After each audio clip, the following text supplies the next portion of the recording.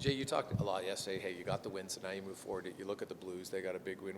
What have you seen about the Blues that they do well? Well, I think they have nice depth, good balance to their forward groupings. They're heavy. They come on the forecheck, and I think they have the experience of having played deep in the playoffs, and they are a champion recently, and they're going to provide a big test for us. You've talked a lot when you got here that you had 18 games, audition for some guys. You didn't want veterans sticking out too long. So Cassian and Shore, is 2 games kind of your number, or does it depend how the team plays? No, I think we're just taking it day by day. We don't want people out for long stretches. We think depth is, especially up front for us, is a competitive advantage for our team, and we want to make sure that we keep people engaged. And when we make lineup decisions, it's not, it doesn't have to be someone did something egregious for them to get taken out of the lineup. Sometimes it's about making sure that we're using all of the players available to us. And like I said before, I think we have 14 NHL caliber forwards here. Unfortunately, you can't dress 14 every game. You can only dress 12. Do matchups play into that? Yeah, they do. Opponents play into that. Bumps and bruises plays into that. All of those things go into the decision to ice a certain type of lineup on any given night. And for us, it's important as a coaching staff to make sure that we're taking the pulse of that and having as much information as at our disposal as possible so that we can make informed decisions. When you switch Puljujarvi and Yamamoto, you did it last night in the course of the game. What do you like about each player that you say, hey, you know what, this is why I want to make that switch amongst the top 6? Yeah, and that switch happened. It was just for a few shifts, that right there. Sometimes it happens based on if someone has sat too long because of penalties. And for Yamo plays on the penalty kill. Yes, he doesn't play on the penalty kill. Sometimes Yamo's on the power play, and yes, he might not be on the power play. And so it's just about finding the right balance and not letting people sit for too long. What do I like about both players? I think Yessi has refound his game since coming back from injury. He's playing in straight lines. He's going to hard areas. He's opening up space for his line mates. For me, Yamo, for not being a big man, he plays the game hard, and he creates a lot of turnovers. He retrieves pucks for his line mates. Both those guys do things that might not always show up on the score sheet, but they're appreciated by their coaching staff and certainly appreciated by their line mates. Jay, you guys have won 8 in a row at home. Can you just kind of talk about some of the things you've liked about your game at home recently? Well, I think our players feel the juice in the building. I think there's a really good atmosphere here. We play in front of the best fans in the world. And I said this over the last few days here, is that we want to make this building really tough 2 points to take out of. We want to make sure that opponents know that when they come into this building that they have the whole city of Edmonton against them. And certainly for our players, it's about establishing our game right off the bat, trying to assert a way the game is going to be played. And over this last little while, although we haven't been perfect, we found a way to get it done. And that really is what it comes down to. It's that whatever it takes attitude. I know you were asked about this yesterday, but can you just kind of comment about Connor getting to 100 points again for a 5th time? One of a handful of players to do that at the age of 25. It's special. He's a special athlete. He's somebody who I think hockey fans around the world get to see the end result, and that's the points and the things that he's doing on the ice. I'm a fortunate person because I've had a front row seat to the work that goes into those results.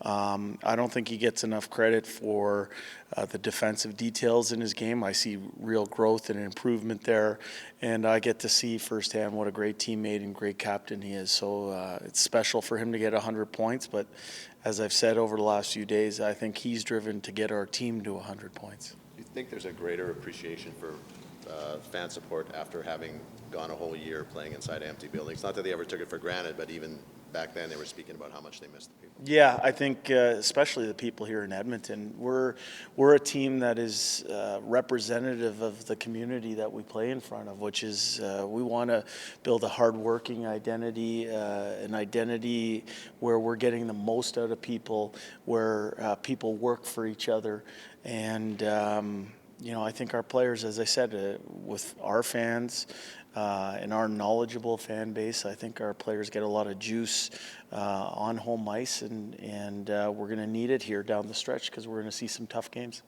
Jay, on that goal that was disallowed yesterday, yes, it didn't actually touch the goalie. He was engaged in a battle with a defender. So obviously that's what you want from him. What explanation did the ref give you when, yes, didn't even actually touch the goalie? Yeah, you know what? I think it's about the goaltender having the ability to make the save. And while Yessi was trying to establish his position, the way it was explained to me was that the defender was pushed into the goalie, which prevented him from making the save. That one went against us. It went against us. Whether I agree with it or not, it went against us. And if that's the standard going forward, we have a good understanding what the standard is now. When you see that play from Yes, because he really just overpowered the guy. Yeah. He's a big man, arguably your biggest forward, Yeah. really, when it comes down to it. And does he still not maybe understand just how strong he can be and how he can really use that size and strength of his to his advantage? I think he's done a really good job of it lately, and having not been around Yessi for the last few years, I would say that's probably the biggest area of growth in his game, is going to those hard areas and establishing his physical dominance. I thought he finished some checks last night and was a force there. You sounded like me in my question to the referee last night, which was, isn't that just one guy being stronger than another person in establishing position? We want him going to those hard areas, and I think we'll come out on the right side of it more times than not if he does. Are you going to keep rolling with Koskinen tomorrow again? We'll see. We haven't. We had our internal coaches review meeting, and then we met with our players. There was an optional skate today. We're going to talk it out as a coaching staff, and then we'll know more tomorrow morning on who's going to start. And then one last one about optionals. You've had a lot this week. You're playing every second day. You didn't get a lot of practices early because you had so many games. Yeah. How do you balance that optional to a practice? Do you have a schedule? At this time of year, is it like, maybe one good practice a week and that's about it? Well, I think you got to pick your spots, and our coaching staff's big on managing energy reservoirs. If we decide to go optional, typically we'd go a full pregame skate the next day. And in those pregame skates, if we've come off a day off or an optional, I always tell our players that I get one drill. One thing that I want us working at in terms of our team game, and not just be a kind of up and down flowy, get your legs moving type deal. I think with our schedule as we go forward, it's going to be on a day-by-day basis when we decide to take the optionals, and when we decide to clean some things out of our legs, and